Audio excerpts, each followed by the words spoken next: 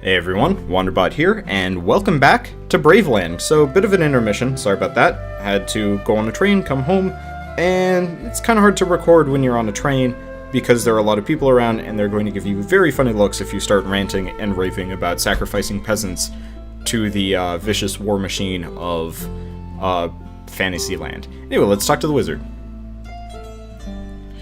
Praise the astral plane, I no longer need to help these thugs in their ruinous escapades. I have been in captivity for so long, evaluating the rare artifacts that the bandits stole. But that's all in the past. Magic items fetch a pretty penny, and this time From got lucky. Found a really rare thing in the house of your elder. This is the Amulet of Fury. I remember the elder speaking of it. You have to aim your rage at the amulet and cast a spell. That is all true, young man, but this is a special amulet. It was forged by 5 ancient kings and contains the might of each of them. Find the statues of the kings, and you will be able to unleash all the powers of this amulet.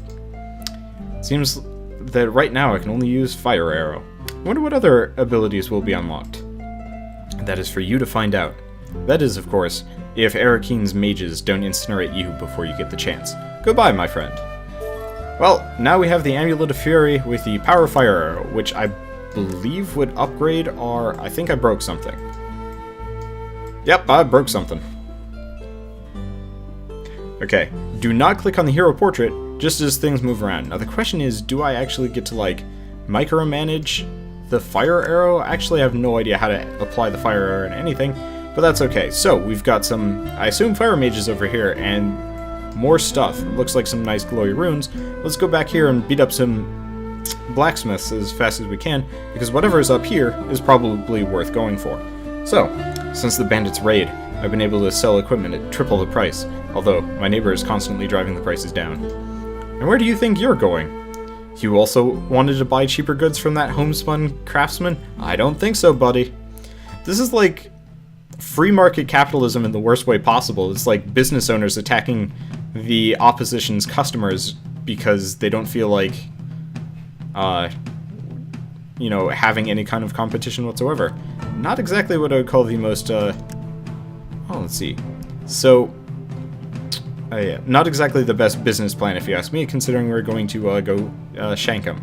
Anyway, so this seems to be how the Amulet of Fury works. So you get, like, Fury probably as you kill things or turns go along, and once you build up a certain amount of Fury, then you can use a special ability. And I'm actually going to just set my guys to guard back here. He only has a couple of archers, and I've found the optimum strategy seems to be wait for them to come to you, at least to the point where you can see the whites of their eyes. And I'm going to pepper the archers because, well, they're the only thing that can actually hit us at this distance. And, actually probably are the most threatening. Because as soon as these guys get in position, then I start bum rushing them. Because right now they're not currently. Because if I put my thief at one of these, like, outer hexagons, they're going to be able to attack me, and my thief is not going to be able to. So if I just put the thief and the peasant on guard until they get close, I mean, sure, it's kind of cheap strategying, but it works, doesn't it? Okay, so can't use the super special arrow again. We have 2 Fury. It hasn't properly explained how you gain Fury. I think it is actually based on turns, maybe? Or like number of times you've been attacked. It's hard to say.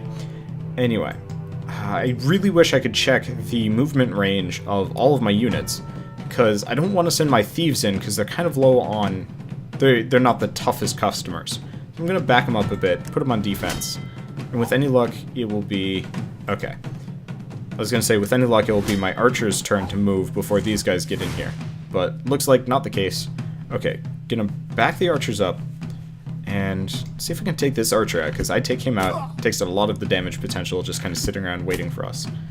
And of course, he's pot-shotting my archers because why not? Now it's time to get this guy in and get dirty, and I'll see if I can circle him around and take out the archers, because he does high damage, but there are only 3 of him, so he doesn't have much health, and armor. I guess the peasant does a lot of damage too, but he moves very slowly. Okay, now we've got our super arrow back. I'm gonna pour it straight into the archer again. At this point, I probably should be focusing on the blacksmith, come to think of it, but, bit late. But we now have flame arrow. The question is, does flame arrow work based on our turn? How much damage does it even do? Well, we'll find out. Flame arrow to blacksmith.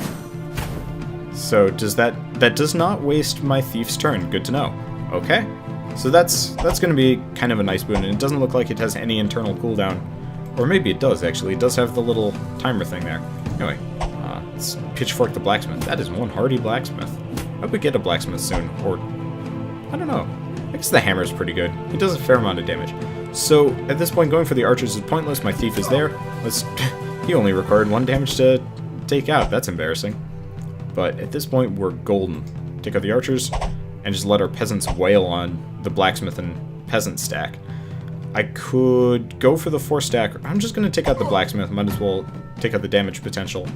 And then, looks like I've got fire arrow again. Might as well waste that. Or, not waste it, but utilize that. It doesn't cost us anything, and does a fair amount of damage. I wonder if enemies are ever going to have, like, major tactical abilities like that, or if it's just largely a perk only for player characters. So we lost a couple there, but didn't lose that much money at it. And that's fine. Honestly, it doesn't even seem like there's much of a use for money in this game after a certain point, unless stuff gets really expensive or you can start upgrading things. But I think this game is too simple for that. I'm a hunter, but sometimes I sell equipment, which I make myself. It's strange that recently there have been no customers showing up. Maybe the road sign got stolen again. Okay, so apparently I can buy a hat and a bow.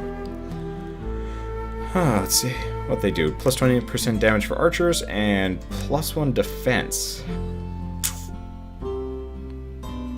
I'm gonna go with plus 20 damage to archers, and can I equip that to... Oh, interesting. Okay, so you can equip your hero with stuff and it'll just give passive perks down to everything. Makes sense, but I'm not going to say frustrating, but it's kind of disappointing that you can't equip the archer stack with special equipment. You have to equip your player. But I guess that also makes sense from a, like, min-maxing standpoint of, it would kind of suck if you could really min-max it. Well, no, it wouldn't suck at all. That would actually be really cool. What am I talking about? Let's go beat up some wizards. And hopefully that means we'll be able to get some wizards of our own next. Playing truant from magic school is pretty fun. You find all sorts of simpletons stumbling about. Let's practice forbidden magic on them. It's not like they can tell anyone on us after. Haha! Those are incredibly cavalier evil wizards. Anyway, so they have magic blow. That sounds weird. Anyway, let's just pepper them. It seems like 3 stacks and 4 stacks. So let's go with the ones in the front. I don't know what the range is on magic blow, but I assume... Oh, they are actually, like, close-range wizards. Who's ever even heard of a close-range wizard? That's, like, the worst thing ever. Now, let's just charge the 3 stack. And I think at this point I should actually be able to afford... Oh, wow. They're pretty weak, too. I think at this point I'm able to afford or at least stack more thieves. So I'm going to start doing that in the future. Let's take out this singular stack. It seems like it would make the most amount of sense. And probably should have brought the peasants down. But considering you can't actually change your overall formation in this game, which I find kind of disappointing. Okay, let's... Oh, okay. Yeah, I'm going to back this guy up and do a knife toss straight into that group. Does not do nearly as much damage as I was hoping it would, but that's okay. Because now I can just pitchfork the 4 stack and really wreck them. Because now my peasants are in the way, and with any luck... Oh, that's a 5 stack. I didn't even notice that there. Now I guess I probably should have gone for the 2 stack originally anyway. But my fault, poor planning. He's dead anyway. Doesn't even matter. Okay. So now we've got fire arrow. Why is it now telling me I can use fire arrow as a tutorial? I guess it's because it would have expected me to do this battle next, as opposed to going back and fighting the blacksmith earlier. But that's fine.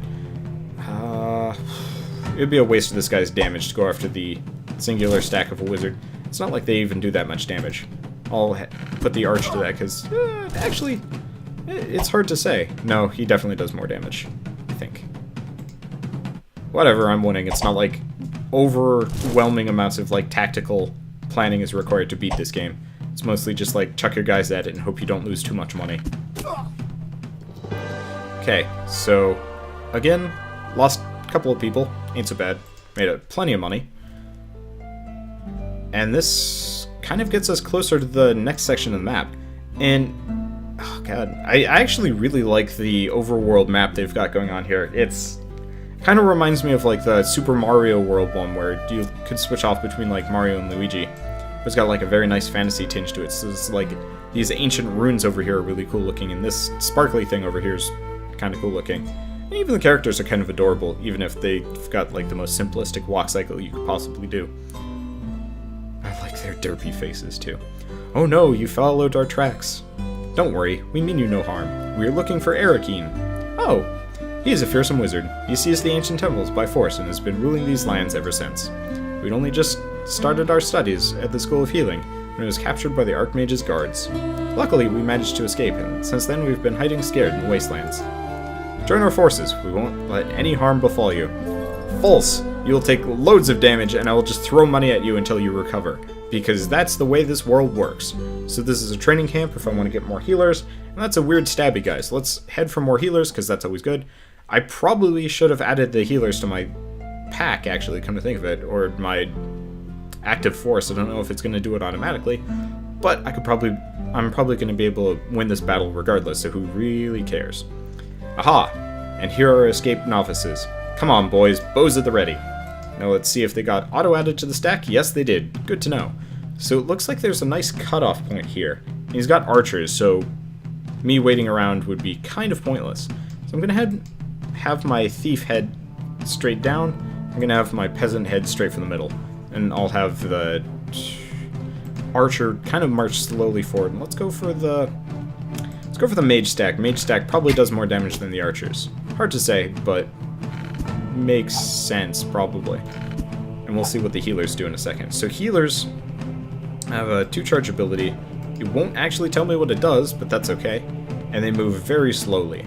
Now the question is, oh, okay, so they can actually heal from afar, which is cool, but don't want to use it. So let's just march her forward for whatever reason and guard. Because currently none of my guys are injured, so it would be kind of pointless for me to use a healing ability. So their mage is now guarding. Weird, but fine by me. Toss some daggers at these archers. Easy enough. So it looks like Fury is based on damage you take, not damage you deal. Which is good to know. Not like... I don't know. That's an interesting question. I guess it makes sense from a balance standpoint, because I'm going to do a heck of a lot more damage than I actually take. So I guess let's just keep peppering these archers. Take them down a notch. I guess they're going to hurt the healer, but I guess the healer just kind of serves as a nice distraction then, because none of my other guys have gotten hurt, and I can keep her in guard mode, which makes her kind of this weird impromptu distraction tank. And now we've actually taken some damage, so we can start using the healer and seeing how useful she is. And at this point, I guess the healer's not going to be, you know, truly like a healer in the traditional sense, is more of just a cost prevention system, where she will just reduce the amount of money I have to pay to revive all of my guys at the end of a round. Which is really silly when you think of it. So, let's heal this guy up and see how much it heals. Not that much. Kind of disappointing. But that's okay, I wasn't really expecting that much. And we've pretty much got these guys on the rope, so it's not a big deal. That is one hardy wizard, though. You'd think taking 62 damage would mean a little bit more than it does. But that's okay. We'll have Fire Arrow shortly. And he's not even going after the healer. Fortunately, the healer can only cast once every couple rounds, so she can't heal herself. It's just back to garden. Okay. That bites. I guess we might as well just pop him there. Not like it really matters. It was like, oh, I'll just march him through my other guy's tile. Can't do that in this game, apparently. I was expecting something a little bit more like, oh, you know, let me by, buddy. I can, you know, get past and do the thing. That archer was really peasly. Barely took any money damage, whatever you want to call it there.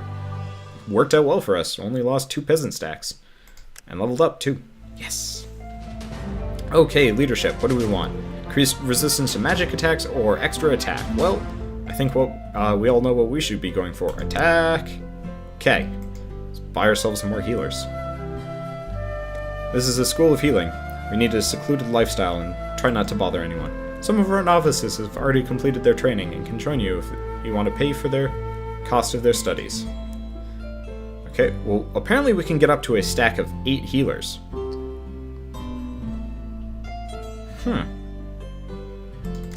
I'll just buy a couple of them. We'll get some more money and I'll keep adding to the stack. It's not like when your guys die, I guess maybe if you don't have enough money,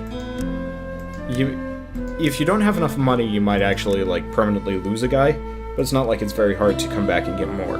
It does seem like you can't actually repeat battles against people, so you have to be slightly wary about not playing stupid, but considering, you know, I barely lose any money and am usually pretty far in the green as far as income goes, I'm not too concerned about it. So now we've got the healer stacks.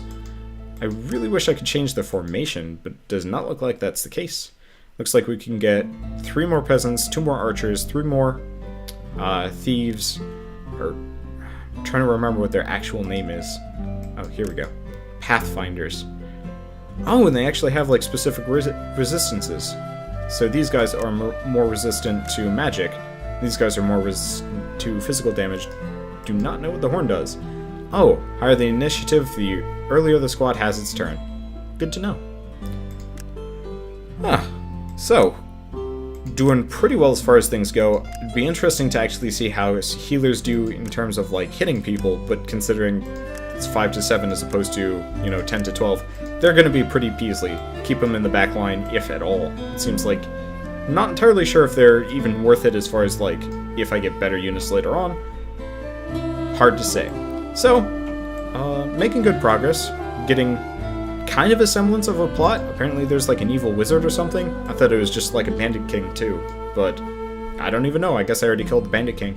Oh, and he must have been working for the wizard. I think that's what happened, but the last time I recorded this was a week ago, so my memory's already a little foggy on that one. Anyway, this has been Wanderbot playing Braveland. I don't even know why I have to announce that. So I will see you guys on the next episode of Braveland. There we go. And as always, thanks for watching.